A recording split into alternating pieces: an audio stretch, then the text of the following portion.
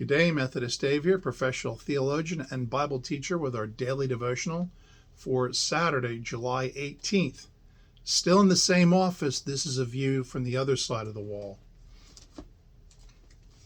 If you've been seeing the opposite side of the wall, this is what's on the other side. This is what's behind the camera. We come to chapter 18. I'm going to read to you verse 11. The wealth of a rich person is like a strong city, and it is like a high wall in his imagination. There are proverbs that talk about the advantages of wealth, and having wealth is certainly an advantage.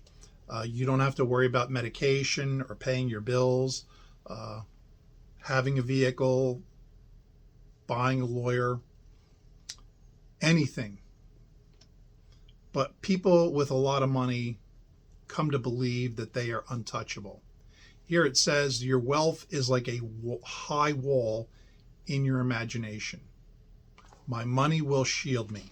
Well, in the ancient world, there are a lot of cities that a lot of people thought were impenetrable. The city of Babylon had these huge walls, almost 100 feet thick, that there was no way that you could tunnel through. You couldn't get over it. You couldn't get under it. You couldn't go through it. But the river Euphrates ran through the middle of the city, and there was an iron gate on either end of the river.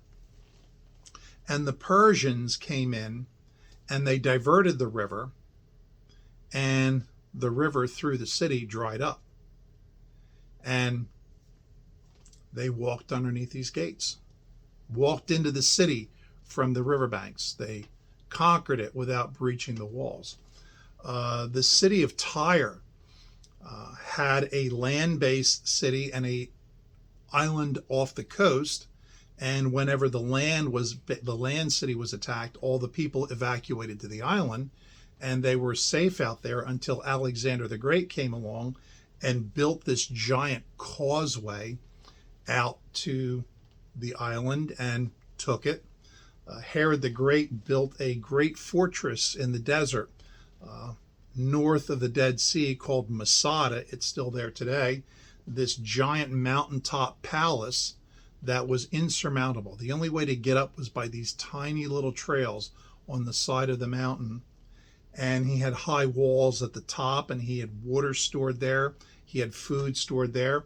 It was an impenetrable city until the Romans came along during the 70 AD revolt and built a giant ramp, which is still there today.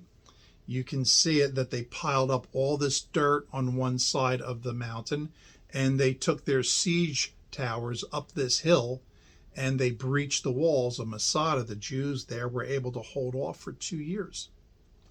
The walls of the city of Constantinople, the city built by Constantine the Great, and built these massive walls to defend this city. They held out invaders for 1,000 years until the Turks breached the walls. So there is not a wall, there is not a city, not a strong fortress that cannot be penetrated by a determined enemy. And that's the thing, when you put your trust in riches, that your riches are going to protect you at all times. You're building a high wall in your imagination, because someone who's determined can get inside. So don't trust in wealth alone. If you've got a question about this or any other subject, drop me an email, methodistdave@gmail.com. I'll do my best to answer your question. Please don't forget to hit the like, share, and subscribe. And until tomorrow, please be good to one another.